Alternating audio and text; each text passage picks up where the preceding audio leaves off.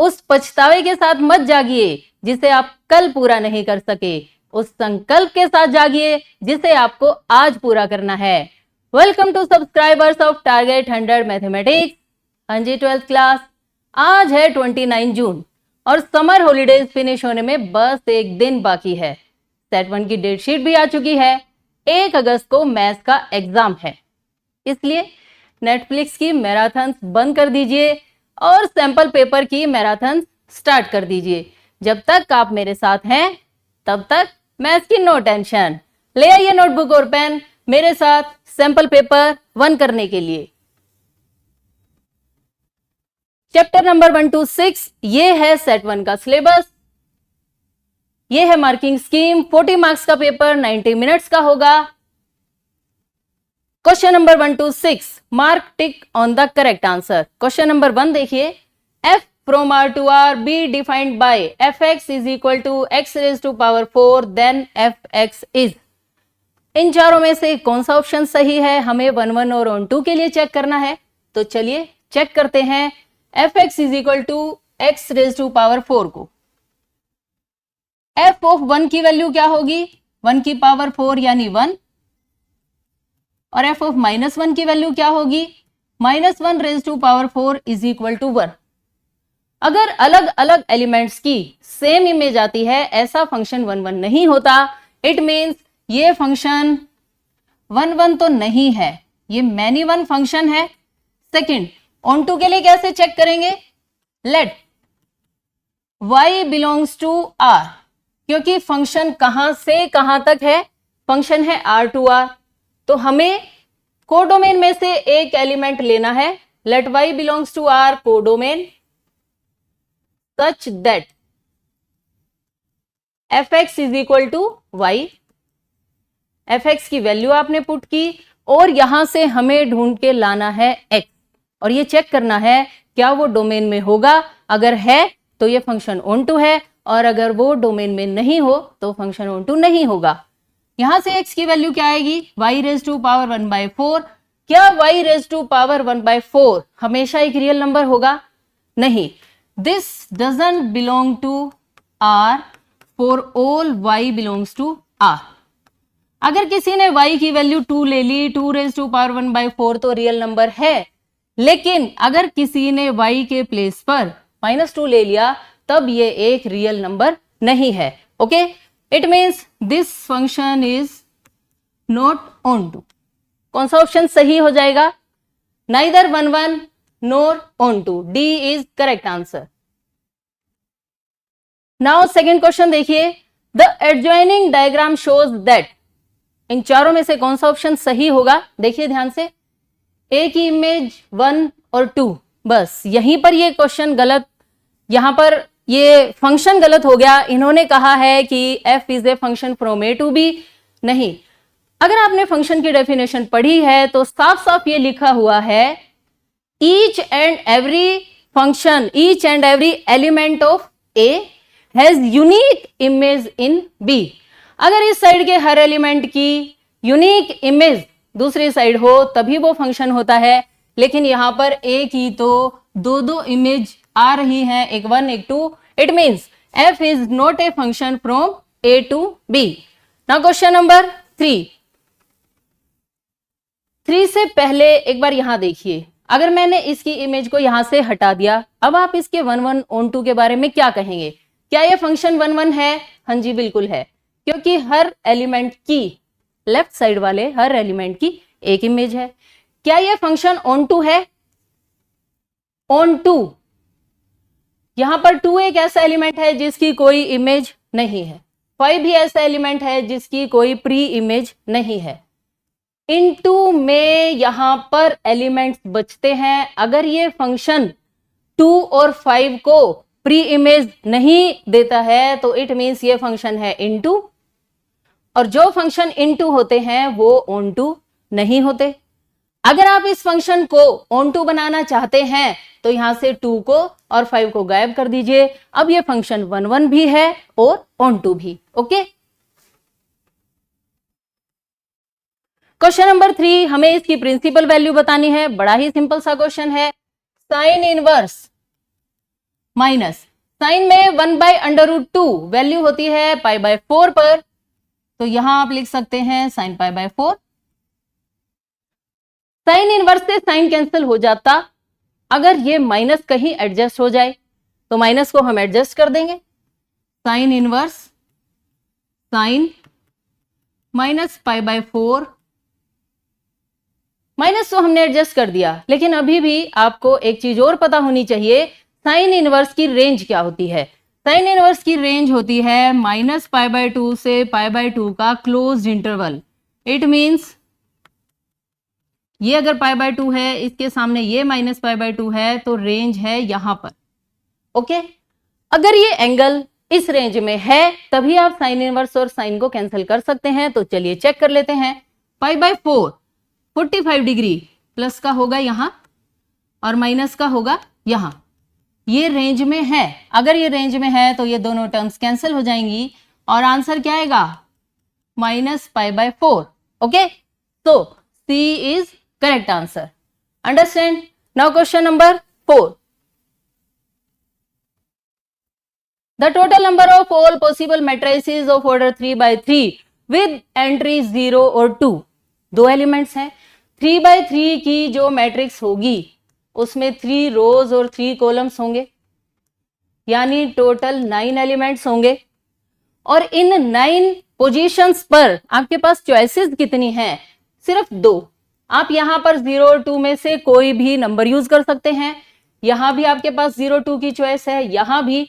आपके पास कितनी जगह आप ये नंबर रख सकते हैं?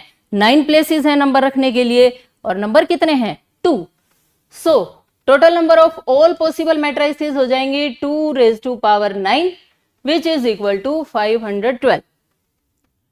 मान लीजिए यहां पर ऑर्डर चेंज हो जाता, 3/3 के प्लेस पर आपसे कह दिया जाता 3/2 ऑर्डर की इन एलिमेंट्स से कितनी मैट्रिसेस बनेंगी। तो अब बताइए, एलिमेंट्स आपके पास हैं 2 और उनको रखने की जगह कितनी बनेंगी? 3 2 6। So total number of possible matrices हो जाएंगी 2⁶। अगर ऑर्डर चेंज हो जाता है, ऑर्डर आ जाए 4/4, तो 4 4 16, तब आंसर क्या होगा? 2⁻16। अब एक स्टूडेंट ने कहा कि अगर एलिमेंट्स चेंज हो जाएं, तो ये वाले एंट्रीज अगर चेंज हो जाएं, ये 2 के प्लेस पर आपसे ये कह दिया जाए अगर 0 1 2 एलिमेंट्स लेकर आपको 3/3 की कितनी पॉसिबल मैट्रिसेस बनेंगी, तो आप क्या लिखेंगे? कितने एलिमेंट्स हैं? 3। मैट्रिक्स का ऑर्डर क्या है? 3/3, यानी 3 3 9। ओके, अब सिमिलरली जैसे आपने यहां किया, अगर ऑर्डर चेंज हो जाता है, 3/4 हो जाए तो 3⁻12, 3/2 ऑर्डर बन जाए तो 3⁻6। Okay, understand? फिलहाल इस क्वेश्चन का आंसर है 512। Now question number 5। The function f(x) is equal to modulus x minus x + 1 का मॉडुलस। हमें बताना है 0 और 1 पर ये फंक्शन, 0 और -1 पर ये फंक्शन कॉन्टिन्यूअस होगा या नहीं।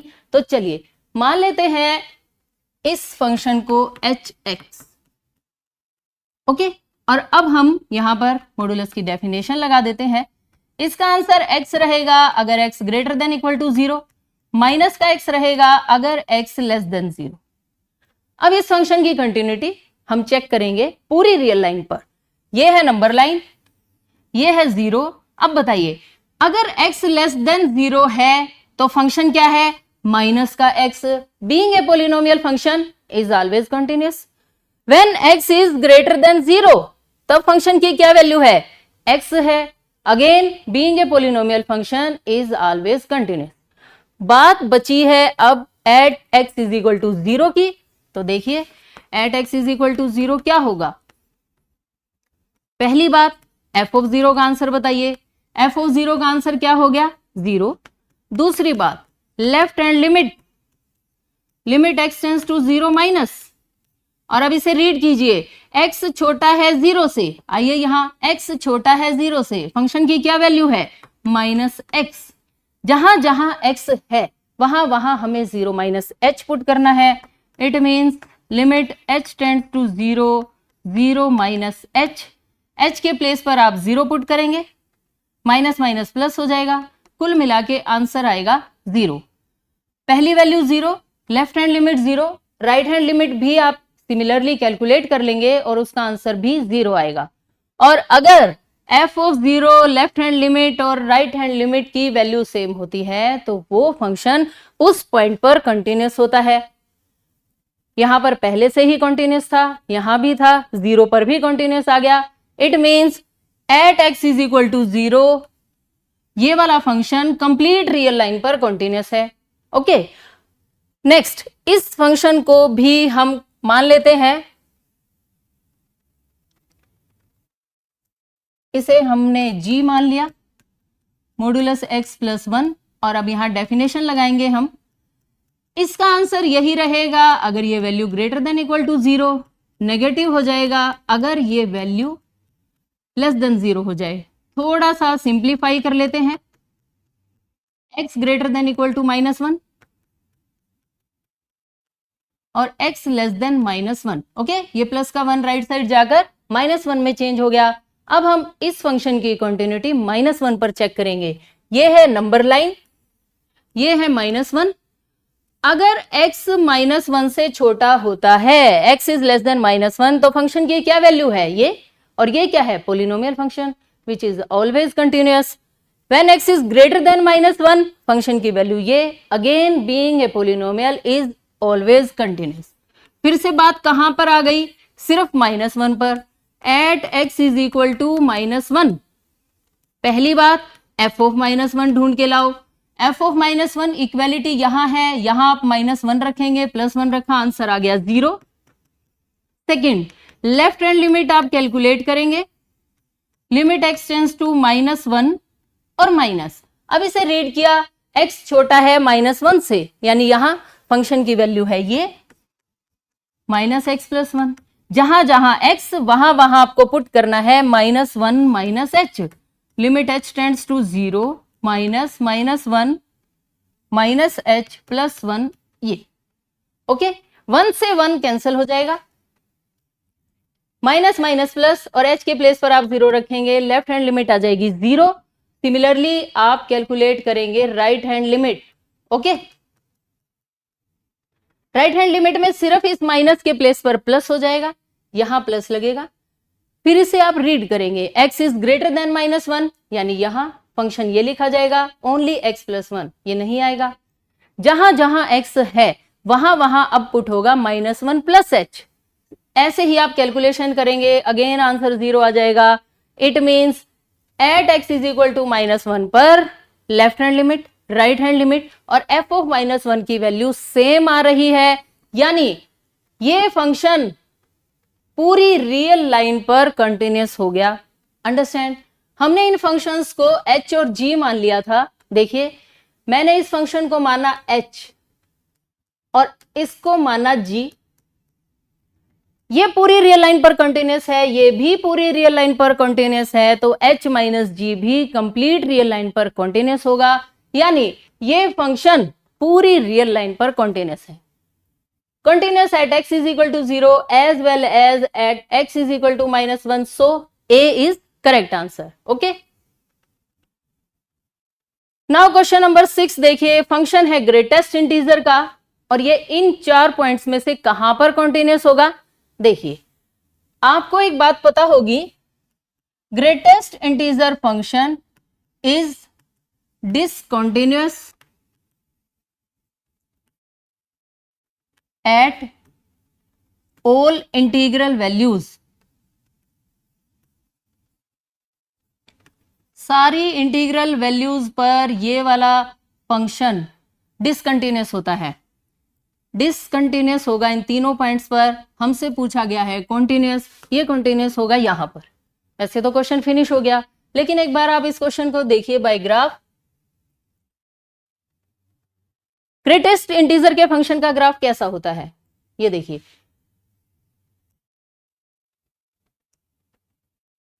ये है 0, 0 पर जो सर्कल बना है उसे फिल कर दिया गया, और ये है 1 2 3 4 5, इस तरफ है -1 -2, यहां पर एक सर्कल बना है जो खाली है।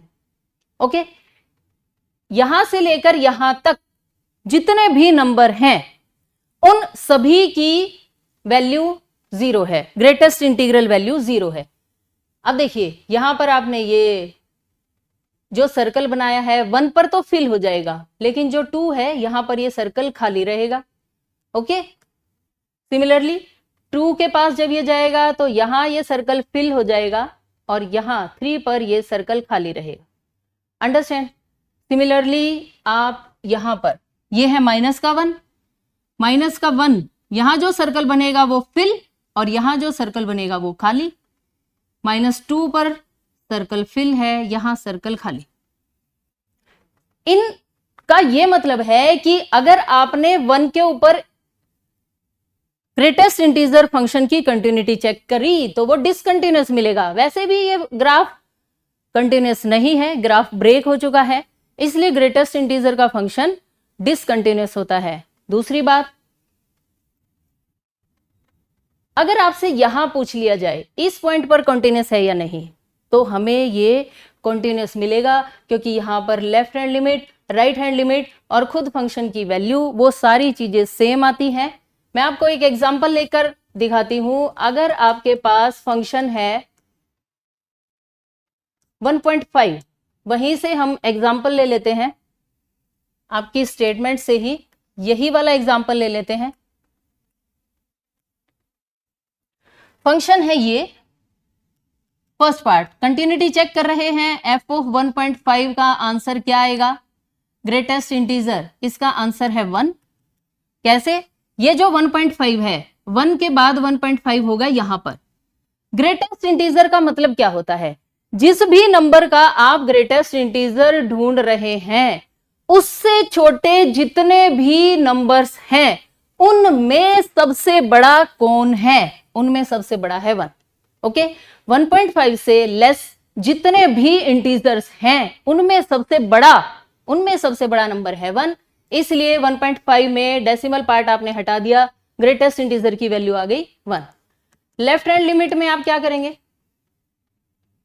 लिमिट x टेंड्स टू 1.5 और आपका ग्रेटेस्ट इंटीजर का फंक्शन है ये वाला, fx की वैल्यू लिख दी आपने। यहां पर हम इसको एट 1.5 पर चेक कर रहे हैं, तो देखिए x 1.5 से छोटा है, हमें x के प्लेस पर 1.5 माइनस h पुट करना है, यानी लिमिट h टेंड्स टू 0। और अब सभी ध्यान से देखिए, 1.5 माइनस h, 1.5 कहां है? यहां। इससे जरा सा छोटा नंबर कहां होगा? यहां। और उसका ग्रेटेस्ट इंटीजर अगेन कौन आ जाएगा? 1। आपको h के प्लेस पर 0 पुट नहीं करना, पहले ग्रेटेस्ट इंटीजर की वैल्यू कैलकुलेट करनी है। ओके, ये आंसर भी 1 आ गया। सिमिलरली आप राइट हैंड लिमिट भी कैलकुलेट कर सकते हैं। यहां पर प्लस होगा, 1.5 प्लस h होगा, 1.5 से जरा सा आगे, क्योंकि h 0 को टेंड करने वाला एक बहुत छोटा सा नंबर है, और जब आप उसका ग्रेटेस्ट इंटीजर ढूंढने चलेंगे तो वो भी आपको 1 ही मिलेगा, यानी राइट हैंड लिमिट भी 1, लेफ्ट भी 1 और ये भी 1। इसका मतलब नॉन इंटीग्रल वैल्यूज पर ग्रेटेस्ट इंटीजर का फंक्शन कॉन्टिन्यूअस होता है। तो 4 पर या दूसरे पॉइंट्स के ऊपर डिसकंटिन्यूअस कैसे है? देखिए, अगर मैं fx को चेक करूं at x is equal to 4, पहली वैल्यू f ऑफ 4 का ग्रेटेस्ट इंटीजर 4 ही होता है। Second, left hand limit x tends to 4 minus, और ये आपने फंक्शन की वैल्यू पुट कर दी। जहां जहां x है वहां वहां पुट करेंगे 4 माइनस h। और अब सुनिए ध्यान से, आपको h के प्लेस पर 0 पुट नहीं करनी, हमें क्या करना है? 4 माइनस h का ग्रेटेस्ट इंटीजर लाना है। ये है 4 से जरा सा नंबर लेस करते ही आप यहां आ जाएंगे, और यहां इस वाले किसी भी नंबर का ग्रेटेस्ट इंटीजर कौन है? 3 है। इट मींस इसकी वैल्यू क्या आ जाएगी? 3। h के प्लेस पर 0 पुट पहले आपको नहीं करनी, ग्रेटेस्ट इंटीजर की वैल्यू बताइए 3, और अब h बचा ही नहीं, H बचता तो हम H के प्लेस पर 0 लिख देते, लेकिन अब यहां H नहीं है तो ये वैल्यू 3, ये value 4, it means function is discontinuous. Okay, तो आप इस क्वेश्चन को किसी भी तरीके से कर सकते हैं। फिलहाल इस क्वेश्चन का आंसर क्या है, कहां पर कंटिन्यूअस होगा, यहां, यहां डिसकंटिन्यूअस है, डिसकंटिन्यूअस है, डिसकंटिन्यूअस, सिर्फ यहां continuous. Okay, now question number 7, ए एक सेट है और एक रिलेशन गिवन है, हमें बताना है कि एसिमेट्रिक और एंटीसिमेट्रिक में से ये रिलेशन कौन सी कंडीशन को सेटिस्फाई करता है। अब बताइए, एसिमेट्रिक का क्या मतलब होता है, A B belongs to R, then B A doesn't belong to R. Asymmetric का मतलब है if A B belongs to R then B A R में नहीं होना चाहिए for all A B belongs to, जो भी आपका सेट है ए। ये होती है एसिमेट्रिक की डेफिनेशन। अब बताइए, ये रिलेशन है और इसमें से अगर मैंने 1 1 ले लिया, A B belongs to R ले लिया, अब इसको मैंने पलट दिया, इसको मैंने चेंज किया, चेंज करने से कोई फर्क नहीं पड़ा, लेकिन ये तो आर में है, होना क्या चाहिए था, आर में नहीं होना चाहिए था, इट मीन्स ये एसिमेट्रिक तो नहीं है। ओके, एंटीसिमेट्रिक के लिए क्या करेंगे, एंटीसिमेट्रिक की क्या डेफिनेशन होती है,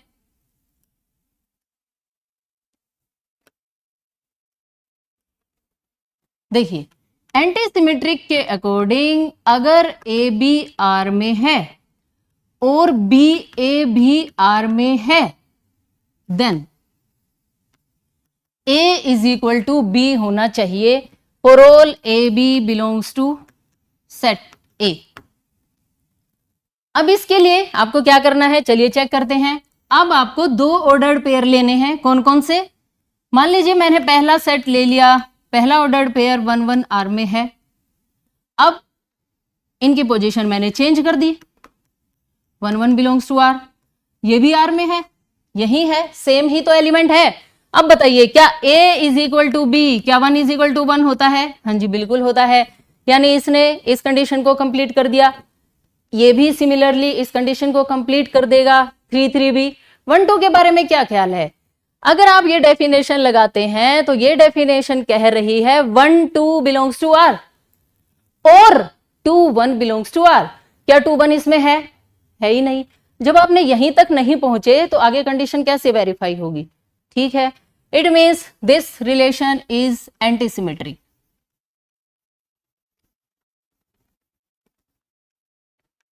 जितने भी ऑर्डर्ड पेयर हैं ये तीनों के तीनों ये इस कंडीशन को पूरा कर रहे हैं, और 1 2 तो एज एक्स्ट्रा एलिमेंट है, यहां पर 2 1 इस सेट में है ही नहीं, इस रिलेशन में ही नहीं है, तो हम आगे की कंडीशन कैसे चेक करें, so this relation is antisymmetric. Okay, now question number 8, एक ट्रायंगल का एरिया गिवन है, वर्टाइसिस में से एक आपको के दे रखा है और इस के की वैल्यू बतानी है, तो चलिए लिख लेते हैं। ट्रायंगल के एरिया का क्या रूल होता है, 1/2। फर्स्ट पॉइंट क्या है 2 - 6, सेकंड है 5 4, थर्ड है K4, और यहां पर आप क्या लिखते हैं 1। एरिया दे रखा है 35 स्क्वायर यूनिट्स, यानी आप लेंगे ±35। ओके, अब इस डिटरमिनेंट को सिंप्लीफाई करना है, जो कि बिल्कुल ही आसान काम है। डिवाइड वाले नंबर्स दूसरी तरफ जाकर मल्टीप्लाई में चेंज होंगे, और यहां आप इस डिटरमिनेंट को सिंप्लीफाई कीजिए, 4 - 4 0, साइन चेंज किया, 5 1 = 5 - K, then +1, 20 - 4K is equal to ±70।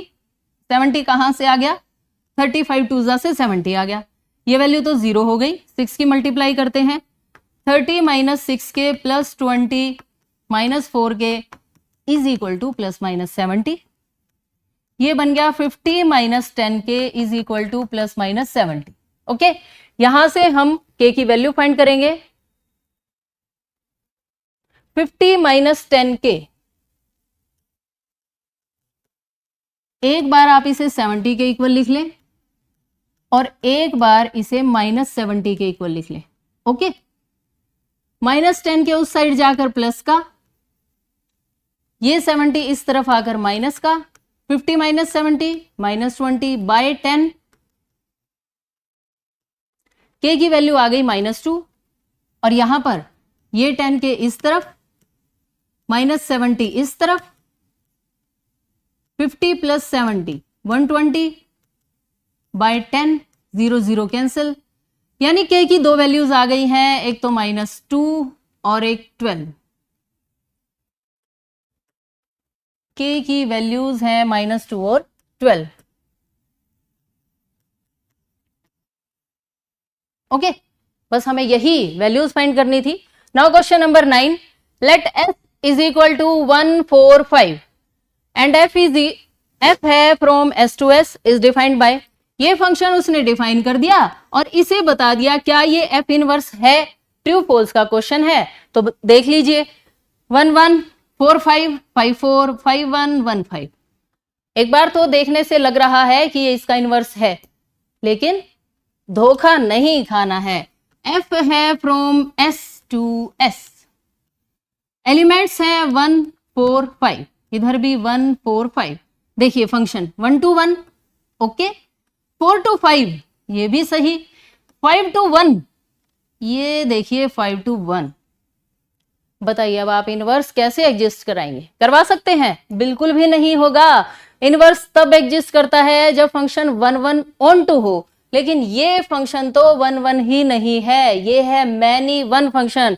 इस फंक्शन का इनवर्स एग्जिस्ट नहीं करता, so this statement is false. Okay, question number 10, A एक मैट्रिक्स है 3x3 ऑर्डर की और हमें बताने हैं नंबर ऑफ माइनर्स। कितना अच्छा सवाल है। नंबर ऑफ माइनर्स क्या होंगे? जितने मैट्रिक्स में एलिमेंट्स होंगे। सीधी सी बात है, मैट्रिक्स का हर एलिमेंट,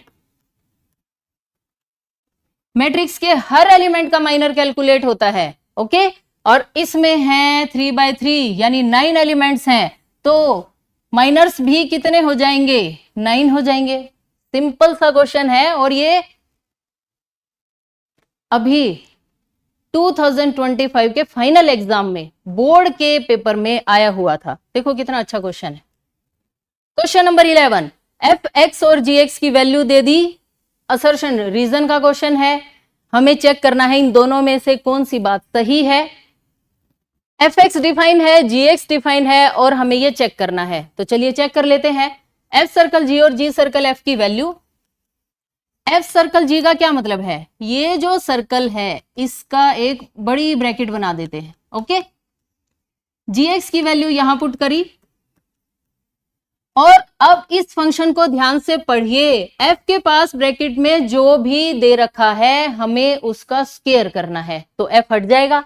एक्स है, एक्स का स्क्वायर, आपके पास कोस एक्स है तो कोस एक्स का ऐसे स्क्वायर करें या फिर इसको लिखें कोस स्क्वायर एक्स। अंडरस्टैंड? या तो होल ब्रैकेट के बाहर स्क्वायर लिखें या कोस स्क्वायर एक्स के फॉर्म में लिखें। ये आ गई एफ सर्कल जी की वैल्यू। अब हमें चेक करनी है जी सर्कल एफ की वैल्यू। जी सर्कल एफ की वैल्यू चलिए चेक करते हैं। ये वैल्यू तो हमारे पास आ चुकी है, कोस एक्स का होल स्क्वायर, कोस एक्स का होल स्क्वायर या फिर कोस स्क्वायर एक्स। हाँ जी, जी सर्कल एफ कैसे फाइंड करेंगे? ये आपने एक बड़ी ब्रैकेट लगाई, अब की बार एफ एक्स की वैल्यू यहां पुट की जाएगी, जी एक्स स्क्वायर, और अब जी एक्स को एक्स के ऊपर कैसे अप्लाई होता है? कोस के साथ वो नंबर लिख दिया जाता है, वो एलिमेंट लिख दिया जाता है जो जी के पास होता है। अब जी के पास क्या है? एक्स स्क्वायर, तो इसके साथ आपको किसे बैठाना है? कोस को। ये अब ये और ये दोनों बिल्कुल अलग अलग बातें हैं, डिफरेंट हैं, यानी एफ सर्कल जी इक्वल नहीं है जी सर्कल एफ के। और क्वेश्चन में आपसे क्या कहा गया था? F circle g not equal to g circle f. It means assertion is correct. Reason के लिए चलिए चेक करते हैं। F circle g x, f circle g x की वैल्यू तो हम ये कैलकुलेट कर ही चुके हैं, यानी इस साइड का आंसर तो है ये। इस साइड का आंसर एफ एक्स की क्या वैल्यू है वहां से लिख लाइए। X square. जी एक्स की क्या वैल्यू है? कोस। रीजन में कहा गया है कि ये दोनों टर्म्स इक्वल हैं। क्या ये बात सही है? नहीं, ये बात सही नहीं है। ये और ये दोनों टर्म्स बिल्कुल डिफरेंट हैं। इट मींस असर्शन सही है लेकिन रीजन गलत है। सी इज करेक्ट आंसर। इसी के साथ आपके 1 मार्क वाले एक एक नंबर के सभी क्वेश्चंस कंप्लीट हो गए हैं। Now section B, question number 12 to 14, 2 marks के क्वेश्चन। ए और आई 2 मैट्रिसेस गिवन है, हमें के की वैल्यू फाइंड करनी है और ये वैल्यू हमें दे रखी है। चलिए सबसे पहले हम ए स्क्वायर को फाइंड करेंगे। ए इंटू ए की वैल्यू लिखी 3 4 -2 -2, 3 4 -2 -2, एरो आप ऐसे लगाएंगे और कीजिए मल्टीप्लाई। 3 3 जा 9, 4 2 जा 8, 3 2 जा 6, माइनस माइनस प्लस 4 बनेगा। ओके, ध्यान रखें इस बात का। 4 3 जा 12 -8, 4 2 जा 8 प्लस 4, वैल्यू आ गई 1 4 -2 -4। ओके, ये हमारे पास ए स्क्वायर की वैल्यू है। अब हम इस वैल्यू को यहां पुट करेंगे, ए की वैल्यू पुट करेंगे, आई की वैल्यू पुट करेंगे और के को ढूंढ के लाएंगे। ये मैंने ए स्क्वायर की वैल्यू पुट कर दी। ये देखिए 1 4 -2 -4, 1 4 -2 -4, के एज इट इज ए की वैल्यू पुट कर दी। आइडेंटिटी मैट्रिक्स है। के की मल्टीप्लाई करेंगे 3 के 4 के -2 के और ये 2 की मल्टीप्लाई बन जाएगी तो 2 0 0 2। ओके, और इस साइड ये है ही। मैट्रिक्स को सब्ट्रैक्ट कीजिए, कोरस्पॉन्डिंग एलिमेंट्स 3 के -2 -2 के 4 के -2 के -2। By equality of 2 matrices, corresponding elements must be equal. First element first के इक्वल होना चाहिए, सेकंड सेकंड के, थर्ड थर्ड के। तो हमने इन दोनों को इक्वेट कर दिया। 4 इज इक्वल टू 4 के, 4 से 4 कट और के का आंसर आ गया 0। नहीं, 4 1 जा 4, मल्टीप्लाई वाले नंबर इधर आकर डिवाइड में गए हैं। 4/4 का आंसर 1, सो के इज इक्वल टू 1। आप कहीं से भी के की वैल्यू कैलकुलेट करेंगे 1 ही आएगी। -4 उधर जाकर प्लस का 4 हो जाएगा 2 और के की वैल्यू आपके पास 1 ही आएगी। कहीं से भी आप कैलकुलेट कर सकते हैं। देखिए अगर मैं यहां से कैलकुलेट करना चाहूं, -2 के -2 इज इक्वल टू -4, -2 उस तरफ जाकर +2 में चेंज हो जाएगा। -2 के इज इक्वल टू -2, के की वैल्यू 1। ओके, बस यही क्वेश्चन था, इतना सा ही। हमें सिर्फ के फाइंड करना था। 2 मार्क्स का क्वेश्चन है, काफी इजी। क्वेश्चन नंबर 13 एकदम बढ़िया सवाल है, देखिए ध्यान से। Teacher asked his students to find the value of this term. One of the students said that the value of the above expression can be found only if x is known. अगर x पता होगा तभी हम ये value find कर सकते हैं। हमसे पूछा गया है इज स्टूडेंट करेक्ट? नहीं, मुझे x की वैल्यू की कोई जरूरत नहीं है, फिर भी हम इस tan inverse minus x minus tan inverse 1/x की वैल्यू फाइंड कर सकते हैं। देखिए कैसे, माइनस है, बाहर ले आइए। ओके, अब ये 1/x है, मैं इसे x बनाना चाहती हूं तो tan इनवर्स का क्या लिखना पड़ेगा? मुझे कोट इनवर्स x लिखना पड़ेगा। इन दोनों टर्म्स में से माइनस कॉमन आ जाएगा और जैसे ही आप यहां पर माइनस कॉमन लेंगे तो ये वाली वैल्यू होती है π/2। Question finish. किसी x की वैल्यू की जरूरत नहीं है और आंसर आ चुका है -π/2। Understand? Now question number 14, find the point of discontinuity of the function. हमें इस पॉइंट की डिसकंटिन्यूटी के बारे में बताना है, तो चलिए चेक कर लेते हैं। सबसे पहली बात, when x is greater than 1, सिर्फ ग्रेटर वाला केस लेंगे। फंक्शन की क्या वैल्यू है? x + 1। और ये कैसा फंक्शन है? Polynomial. Being a polynomial is continuous. Okay, second case, when x is less than 1, जब x 1 से छोटा होता है तो फंक्शन की वैल्यू है x² + 1। यहां भी same, being a polynomial is continuous. तीसरी बात कौन सी, at x is equal to 1 पर हमें चेक करना है। अब यहां भी तीन बातें होती हैं।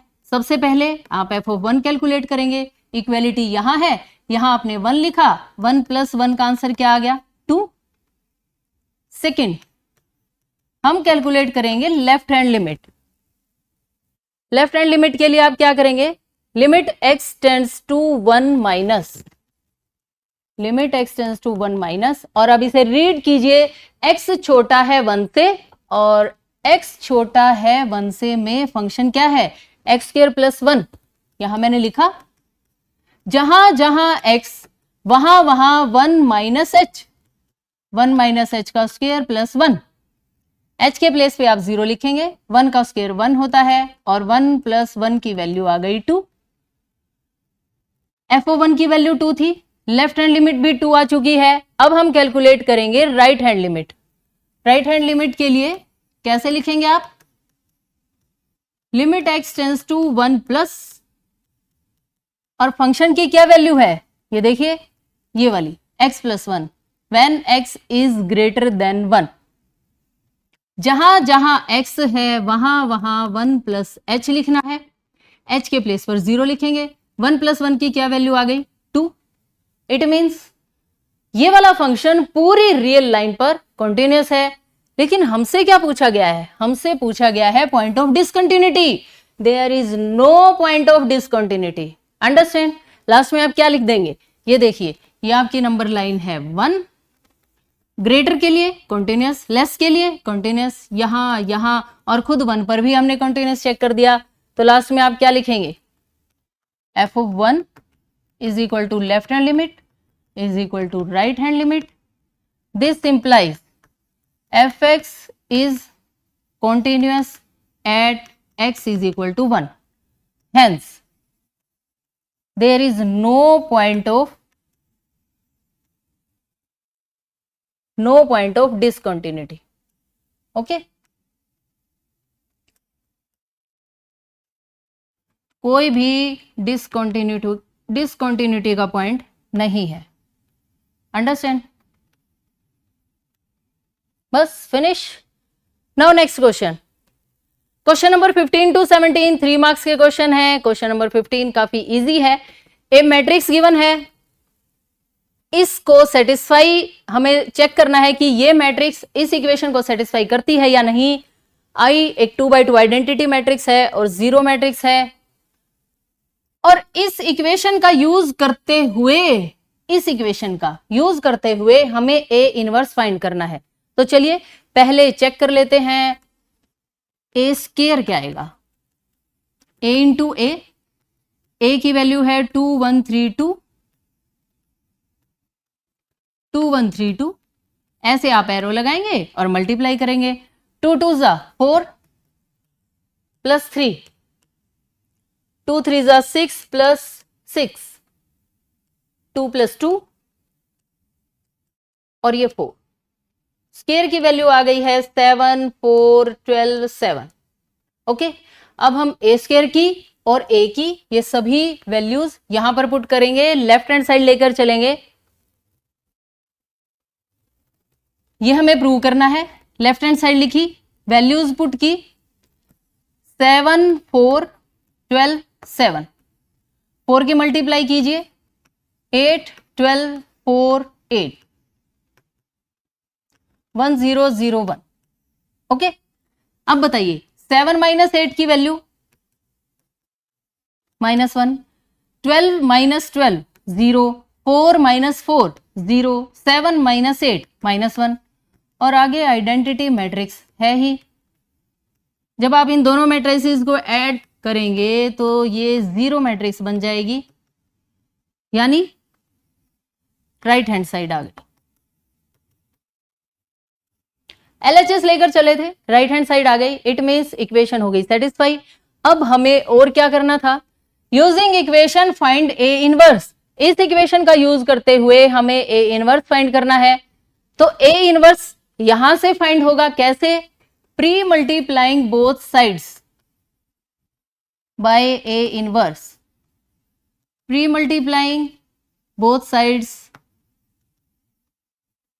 Bye A inverse. A inverse से आप प्री मल्टीप्लाई कर दीजिए। देखिए यहां ए इनवर्स, ये ए का स्क्वायर है, मैंने एक ए ब्रैकेट में लिख दिया और ए के ऐसे ए स्क्वायर को लिखा जा सकता है, माइनस 4 के बाद ए इनवर्स लिखना है, ए पहले से ही लिखा हुआ है। आइडेंटिटी मैट्रिक्स है, ए इनवर्स पहले, आइडेंटिटी मैट्रिक्स बाद में, ए इनवर्स पहले, जीरो मैट्रिक्स बाद में। अंडरस्टैंड? अब बताइए, किसी मैट्रिक्स हो उसके इनवर्स से मल्टीप्लाई कर दिया जाए तो आइडेंटिटी मैट्रिक्स आती है, यहां भी आइडेंटिटी मैट्रिक्स बनेगी। किसी मैट्रिक्स को आइडेंटिटी मैट्रिक्स से मल्टीप्लाई कर दिया जाए तो खुद वही मैट्रिक्स आ जाती है। जैसे 4 1 जा 4 होता है, ऐसे ही ए इनवर्स को आई से आप मल्टीप्लाई करेंगे, ए इनवर्स आ जाएगा, और 0 से मल्टीप्लाई करेंगे तो 0 आ जाएगा। हमें क्या फाइंड करना है, ए इनवर्स। प्लस की ये दोनों टर्म्स राइट साइड चली जाएंगी, ये प्लस की माइनस में, ये माइनस की टर्म प्लस में। किसी मैट्रिक्स को आइडेंटिटी से मल्टीप्लाई किया तो खुद वही मैट्रिक्स आएगी। ये वैल्यू चाहिए, इसको यहीं रखना। माइनस का 4i दूसरी तरफ जाकर प्लस का 4i, प्लस का a दूसरी तरफ जाकर माइनस का a, और ये हमने फाइंड कर दी है ए इनवर्स की वैल्यू 0। मैट्रिक्स बिल्कुल वैसे ही खत्म हो जाएगी जैसे अगर यहाँ सिंपल 0 होती, जो आपकी नॉर्मल इक्वेशंस होती हैं, अगर उसमें राइट साइड 0 हो तो वो 0 खत्म हो जाती है। ऐसे ही ये दोनों टर्म्स बस यहाँ पर इधर आ गई, 0 फिनिश। अब आपको सिर्फ i और a की वैल्यू रखनी है और इस मैट्रिक्स का इनवर्स आ जाएगा। A inverse is equal to 4 times identity matrix, यानी 4 के साथ आप आइडेंटिटी मैट्रिक्स लगाएंगे, 4 1 0 0 1, माइनस में A मैट्रिक्स की क्या वैल्यू है, ये रही 2 1 3 2, 2 1 3 2। ओके, चलिए कीजिए मल्टीप्लाई, 4 0 0 4 2 3 1 2। अंडरस्टैंड? आप सब्ट्रैक्ट कर दीजिए, 4 माइनस 2 2, 0 माइनस 3, ध्यान दें माइनस 3 आएगा, 0 माइनस 1 माइनस 1, 4 माइनस 2 2, ये है ए इनवर्स की value. Understand? Question finish. Now question number 16, y की वैल्यू गिवन है cos x raise to power x, हमें फाइंड करना है dy बाई dx। बड़ा ही सिंपल सा क्वेश्चन है, y दे रखा है, dy बाई dx बता दीजिए। बताइए, क्या आपको ऐसा लग रहा है taking logarithm both sides x आगे आ जाएगा, फिर cos x, फिर u into A, this and that? बिल्कुल नहीं, बिल्कुल गलत है ये। सबसे पहले हम cos का डेरिवेटिव करेंगे, माइनस साइन ऐसे। अब हमने cos को छुपा लिया, x raise to power x का डेरिवेटिव करने के लिए हम यहां लिखेंगे d by d x, x raise to power x। और अब हम इस टर्म को सोल्व करके लाएंगे, कैसे? हम इसे मान लेते हैं u, इसे आप फर्स्ट इक्वेशन बना दीजिए और इधर आ जाइए। u हमने मान लिया x raise to power x, derivative कीजिए। अब यहां पर आपको डेरिवेटिव करने से पहले यहां आप लेंगे लॉगरिथम बोथ साइड्स, ओके? क्योंकि यहां आप इस वाली पावर को पहले लिख सकते हैं, taking logarithm both sides.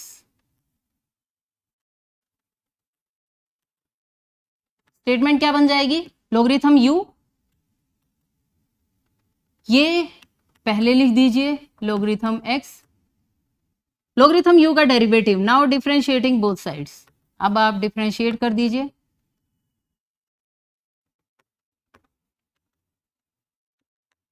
Logarithm u का डेरिवेटिव क्या होगा, 1 by u d by d x. यहां u into v, first function as it is, second का derivative plus second as it is first का derivative. Logarithm x as it is, x का derivative 1 1 लिखने की कोई जरूरत नहीं होती, यहां पर ये टर्म भी कैंसिल हो गई और डिवाइड वाले नंबर दूसरी साइड जाकर मल्टीप्लाई में चेंज हो जाएंगे। यानी du बाई dx का आंसर क्या आ गया, u into 1 plus logarithm x। Understand? इस डेरिवेटिव की वैल्यू को u के प्लेस पर आप x raise to power x put कर दें तो ये डेरिवेटिव आ चुका है। इसको पुट इन इक्वेशन 1, ये वाली value du by d x, u क्या था, x raise to power x, यानी मैंने इसकी वैल्यू फाइंड कर ली है और ये वैल्यू आप यहां से यूज करेंगे। So dy by d x is equal to minus sine x raise to power x multiply, ये वाली टर्म आप एज इट इज लिख दीजिए, x raise to power x 1 plus logarithm x, which is required answer. Understand? Now question number 17. Find the intervals in which the function this is increasing or decreasing. बहुत अच्छा सवाल है। देखिए closed interval है 0 से पाई by 2, ये function है और हमें इंटरवल्स फाइंड करने हैं। सबसे पहले हम फाइंड करेंगे डेरिवेटिव को। बताइए साइन का डेरिवेटिव क्या होता है, कोस, और फिर साइन आपने छुपा लिया, 3x का डेरिवेटिव 3, इसे हम लिख सकते हैं 3 cos 3x। अंडरस्टैंड? अब इंटरवल्स फाइंड करने के लिए डेरिवेटिव को पुट किया जाता है 0 के इक्वल, 3 cos 3x is equal to 0, multiply वाले नंबर्स ये दूसरी साइड जाकर डिवाइड में, हम आ गए यहां, cos 3x की वैल्यू 0 आ चुकी है। अब आपको एक रूल पता होगा, अगर cos theta is equal to 0 हो तो थीटा किसके इक्वल होता है, थीटा होता है odd multiple of pi by 2 where n belongs to z, यानी integers n -2 -1 0 1 2 up to so on, कोई भी इंटीजर हो सकता है। अब इसमें n के प्लेस पर पहले आपको 0 पुट करनी है, तो देखिए एंगल क्या आएगा, क्योंकि आपके पास यहां cos 3x is equal to 0 है, cos 3x is equal to 0, this is equal to, then 3x is equal to 2n plus 1 pi by 2, odd multiple हो गया, ये एंगल ओड मल्टीपल हो गया पाई बाय 2 का। n के प्लेस पर आप क्या लिख सकते हैं, -2 -1 0 1 2 अप टू सो ऑन, क्योंकि n बिलोंग्स टू इंटीजर। लेकिन अपने इंटरवल का ध्यान रखना, क्लोज्ड इंटरवल है 0 से पाई बाय 2। चलिए n के प्लेस पर मैंने लिखा 0 लिखा तो ये फिनिश, सिर्फ क्या बच गया, पाई बाय 2। n के प्लेस पर 1 लिखिए, 2 1 ज़ा 2 प्लस 1 3 पाई बाय 2। बाकी की वैल्यूज अगर आपने पुट की 0 और 1 के अलावा, 0 और 1 पुट करने हैं बस, बाकी की वैल्यूज जब आप पुट करेंगे तो ये हमारे क्लोज्ड इंटरवल से बाहर चले जाएंगे। ठीक है, यहां से x की वैल्यू अगर आप कैलकुलेट करेंगे तो 3 डिवाइड में ले आइए, ये 3 कैंसिल हो जाएगा, यानी x की वैल्यूज क्या आ गई हैं, पाई बाय 6 और पाई बाय 2, यानी हमारे पास इंटरवल क्या था, 0 से पाई बाय 2, कौन सा पॉइंट आ गया बीच में, पाई बाय 6, और इसने इस क्लोज्ड इंटरवल को 2 डिसजॉइंट इंटरवल्स में डिवाइड कर दिया, एक ये और एक ये। अब हमें सिर्फ इन 2 इंटरवल्स में डेरिवेटिव का साइन चेक करना है, अगर ग्रेटर देन 0 आ जाए तो ये फंक्शन इंक्रीजिंग हो जाएगा, ग्रेटर देन इक्वल टू 0 में increasing, less than equal to 0 में डिक्रीजिंग हो जाएगा। तो चलिए पहला केस डिस्कस करते हैं। अगर x है फर्स्ट इंटरवल में, यानी 0 less than equal to x less than pi by 6, okay, this implies सबको 3 से मल्टीप्लाई कर दीजिए, क्योंकि आपके पास डेरिवेटिव में 3x है, 0 के 3 से मल्टीप्लाई 0, ये 3x और ये बन गया पाई बाय 2। अंडरस्टैंड? अब 0 से पाई बाय 2 मतलब, 0 से पाई बाय 2 मतलब फर्स्ट क्वाड्रेंट, और फर्स्ट क्वाड्रेंट में ऑल पॉजिटिव होते हैं, ऑल पॉजिटिव होने की वजह से cos 3x भी 0 से बड़ा हो जाएगा। cos 3x ग्रेटर देन 0, चलिए यहां लिख देते हैं cos 3x greater than 0, 3 cos 3x भी तो 0 से बड़ा होगा, लेकिन ये किसकी वैल्यू है, ये है डेरिवेटिव की। अंडरस्टैंड? डेरिवेटिव ग्रेटर देन 0 कौन से इंटरवल में, इस इंटरवल में, 0 से π/6 when 0 less than equal to x less than π/6। Understand. अब एक बात देखिए ध्यान से, f dash x greater than equal to 0 है कब? अगर आपने π/6 को इंक्लूड कर लिया। π/6 को इंक्लूड कर लिया मतलब देखिए यहां ध्यान से, अगर आपने यहां x के प्लेस पर π/6 लिखा, cos 3 इंटू π/6 लिखा, तो 3 2 जा 6 और cos π/2 की वैल्यू क्या होती है? cos π/2 की वैल्यू होती है 0। अंडरस्टैंड। मैंने इक्वेलिटी लगा दी है, पहले सिर्फ ग्रेटर देन 0 था, अगर आपने π/6 को ले लिया तो आंसर में 0 आंसर भी आ सकता है, यानी derivative greater than equal to 0 है। कौन से इंटरवल में? इसमें। तो fx इज इंक्रीजिंग, इंक्रीजिंग बन जाएगा कहां पर? क्लोज इंटरवल 0 से π/6 में। अंडरस्टैंड। तो ये तो हो गया इंक्रीजिंग का केस। अब हम बात करेंगे डिक्रीजिंग की, क्योंकि इस क्वेश्चन में सिर्फ इंक्रीजिंग और डिक्रीजिंग पूछा गया है, स्ट्रिक्टली इंक्रीजिंग और डिक्रीजिंग नहीं पूछा गया। अगर ये क्वेश्चन स्ट्रिक्टली इंक्रीजिंग डिक्रीजिंग का होता तो हम यहां से इंटरवल बनाते, strictly increasing f dash x greater then 0, strictly increasing कौन से इंटरवल में? 0 से π/6 की तरफ ओपन ब्रैकेट। ओके, क्योंकि ये शामिल नहीं है, ये शामिल हो गया तो आंसर आ जाएगा 0। चलिए अब हम दूसरा केस डिस्कस करते हैं, केस 2, π/6 से π/2 का इंटरवल।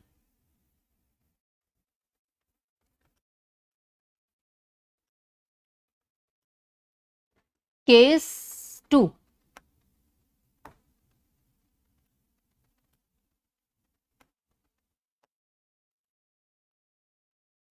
केस 2 है, π/6 से π/2 का इंटरवल है, लेकिन हम x की तो बात कर ही नहीं रहे, हमारे पास डेरिवेटिव में है 3x, तो सबको 3 से मल्टीप्लाई कर दो।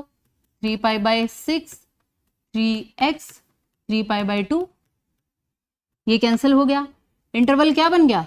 इंटरवल बन गया π/2 3x और 3π/2, यानी π/2 से 3π/2। बताइए जरा कहां होता है π/2? यहां, 3π/2 यहां, यानी सेकेंड और थर्ड क्वाड्रेंट। यहां पर कोस नेगेटिव होता है क्योंकि आफ्टर स्कूल टू कॉलेज यहां पर कोस की वैल्यू नेगेटिव होती है इन दोनों ही प्लेस पर। Okay, this implies cos 3x less than 0 होगा कब? जब x की ये वाली कंडीशन होगी, π/2 less than 3x less than 3π/2।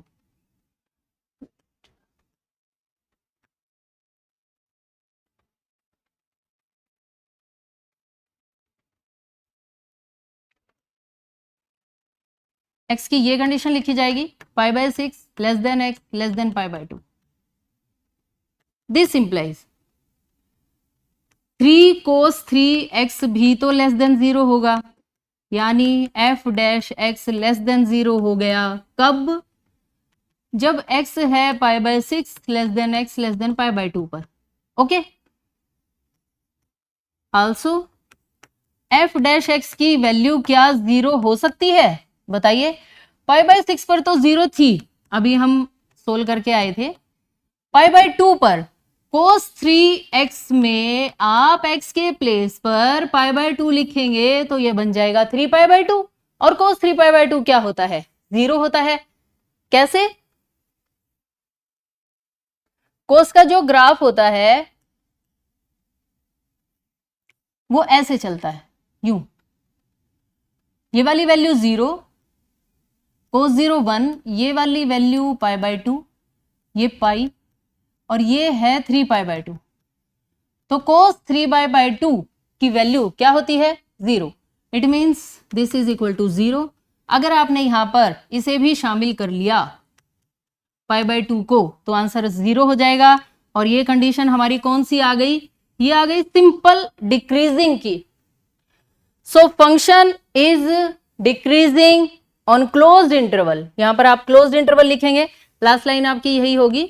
So F is decreasing on -π/6 से π/2 का क्लोज इंटरवल। अंडरस्टैंड? लेकिन अगर ये क्वेश्चन स्ट्रिक्टली डिक्रीजिंग का होता तो हम इसे यहीं फिनिश कर देते और स्ट्रिक्टली डिक्रीजिंग के लिए कौन सा इंटरवल बनाते? π/6 से π/2 का ओपन इंटरवल। अंडरस्टैंड? इक्वेलिटी कहीं नहीं लगेगी क्योंकि इक्वेलिटी लगते ही 0 आंसर आ जाएगा। अंडरस्टैंड? तो ये क्वेश्चन था sin 3x के इंटरवल्स फाइंड करने का जिसमें ये फंक्शन इंक्रीजिंग और डिक्रीजिंग हो। Okay, now section D, question number 18 और 19। अब आपके पास 5 मार्क्स के क्वेश्चन आ चुके हैं।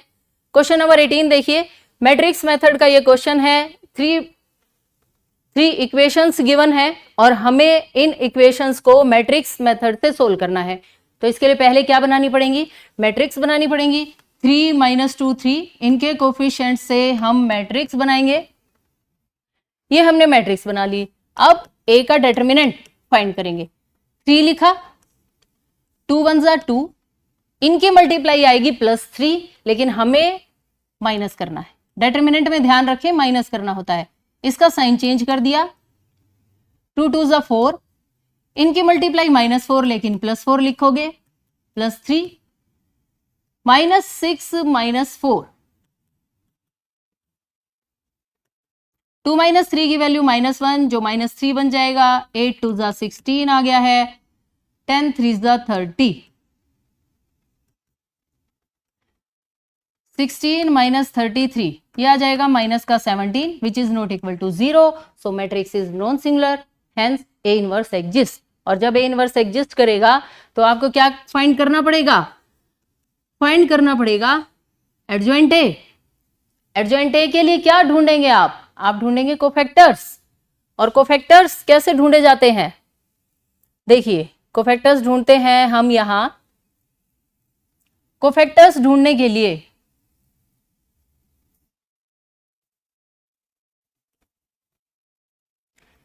डिटरमिनेंट -17 आ चुका है, ये हम यहां लिख देते हैं। और कोफैक्टर्स ढूंढने के लिए आपको ये नंबर्स, ये कोफैक्टर्स A11 A12 एक बहुत खास तरीके से लिखोगे तो बड़े ही आराम से कैलकुलेशन हो जाएगी। A11 A12 A13, उसके बाद A21 A22 A23 A31 A32 और A33। अगर आप ये ऐसे 2 लाइन्स बना लेते हैं तो देखिए क्या हुआ। 1 + 2 3 3 + 2 5, इन सब के आगे आपको पहले से ही माइनस लगा लेना है क्योंकि कोफैक्टर्स में -1 की पावर क्या होता है? 1 + 2, इनका सम, और इन सभी का सम ओड है। 2 लाइन बनाने से क्या हुआ? सारे ओड सम वाले साइड में हो गए, सबके आगे पहले ही माइनस लगा लो। और अब हम ये वैल्यूज कैलकुलेट करते हैं। A11 कैलकुलेट करना है, 2 1 जा 2 +3 बनेगा, लेकिन आपको माइनस करना है, ये वैल्यू आ गई -1। इसके लिए जब आपने डिटरमिनेंट कैलकुलेट किया था उस टाइम ब्रैकेट्स के अंदर जो टर्म्स लिखी थी आप इन पहली 3 टर्म्स को डायरेक्ट वहीं से लिख सकते हैं। A12 क्या आएगा? इस टर्म के लिए आपने क्या लिखा था? 2 2 जा 4, ये माइनस का 4 बन रहा है लेकिन हमें +4 करना है, तो 4 + 4 8, माइनस खुद ही लगा रहेगा वहीं।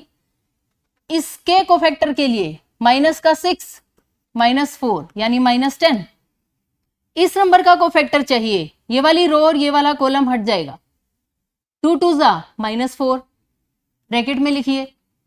इनकी मल्टीप्लाई -9 आएगी, लेकिन हमें माइनस करना है इसलिए आप क्या लिखेंगे? +9 - 4 की वैल्यू 5, तो -5 बन जाएगा इस माइनस की वजह से। ओके, अब मुझे इसका कोफैक्टर चाहिए। 3 2 जा 6, 4 3 जा 12,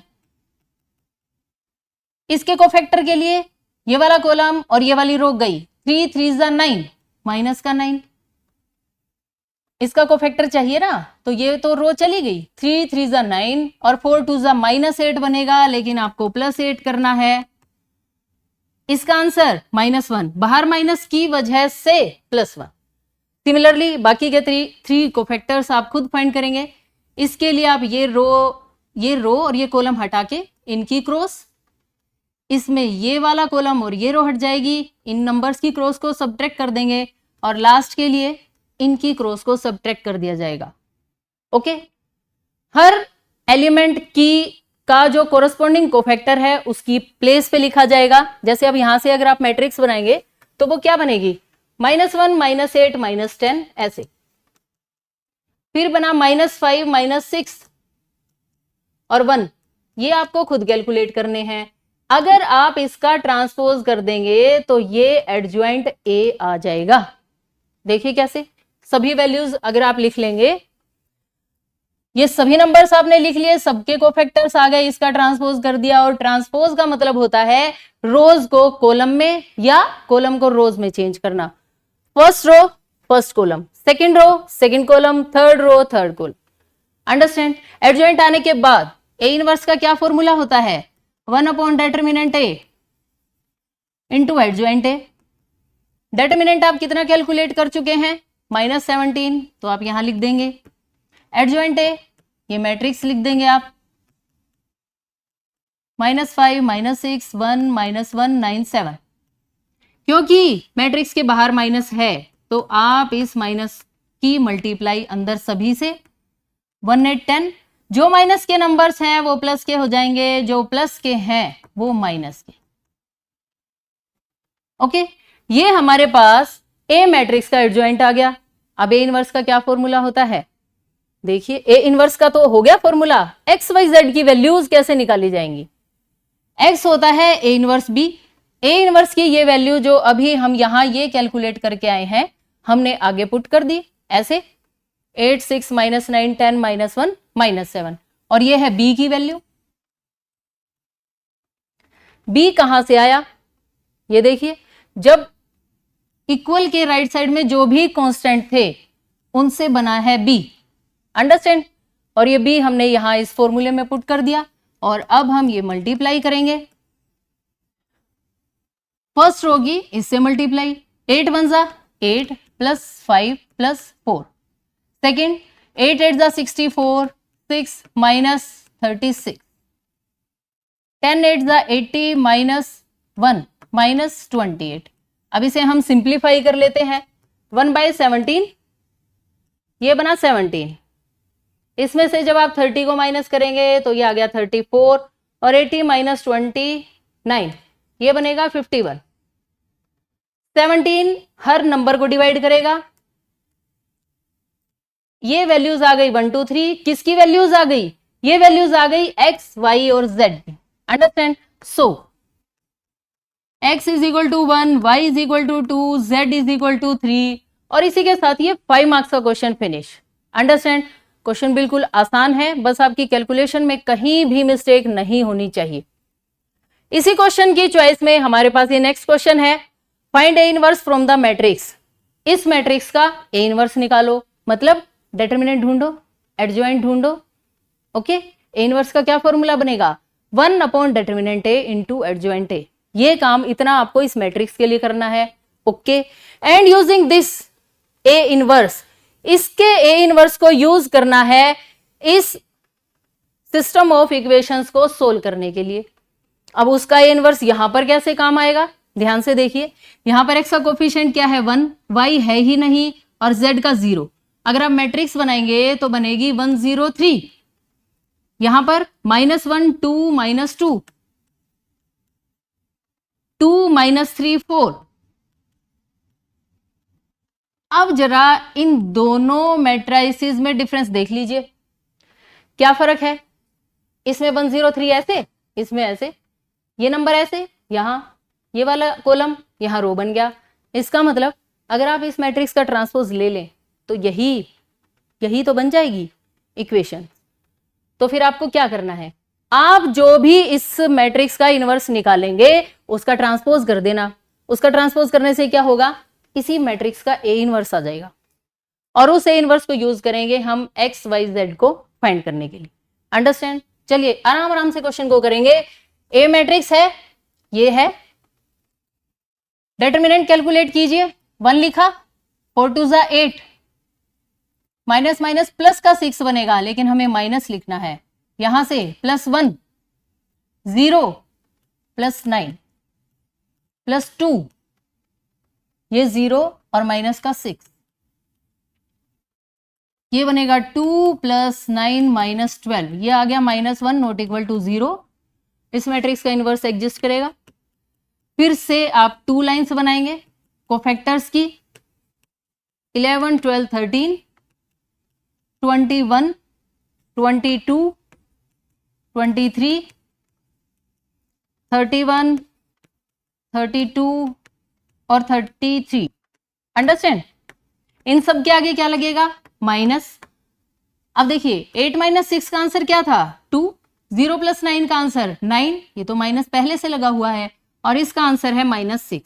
जैसे मैंने आपको पिछले क्वेश्चन में बताया था कि जब आप डिटर्मिनेंट कैलकुलेट करते हैं तो ये 3 कोफैक्टर्स तो आराम से लिख सकते हैं एज इट इज, बाकी भी आराम से ही कैलकुलेट करने हैं आपको। जैसे इसका कोफैक्टर कैलकुलेट करना है, ये हटा दिया, ये हटा दिया, 4 1 जा 4, 2 2 जा 4, माइनस का होगा लेकिन हमें तो प्लस करना है, यानी कुल मिला के ये आंसर आ गया 0। सिमिलरली ये अदर कोफैक्टर्स आप खुद सोल्व करेंगे, डू योर सेल्फ। और इसके बाद आगे से आंसर मैच करेंगे। क्या एडजॉइंट ए आपका यही आया है? देखिए 2 माइनस 9 माइनस 6, 2 माइनस 9 माइनस 6 फिर 0, ऐसे ही तो लिखना है। ये रहा 0, इनका ट्रांसपोज कर दिया, ये आ गया, हमारे पास एडजॉइंट ए आ गया। तो आप ए इनवर्स कैलकुलेट कर लें, 1 bye determinant A into may adjoint A, value put कर दीजिए। डिटर्मिनेंट ए की क्या वैल्यू थी? -1।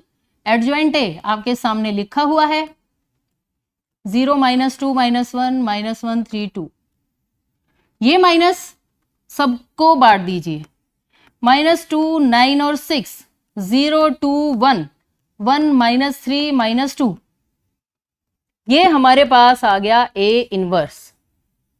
पहली मैट्रिक्स का हमने इनवर्स कैलकुलेट कर लिया। अंडरस्टैंड? अब given system of equations, statement में जो इक्वेशंस गिवन हैं वो ये हैं, कैन बी एक्सप्रेस्ड एज, इनसे हमने ये मैट्रिक्स फॉर्म में लिख दिया हमने इसे। अब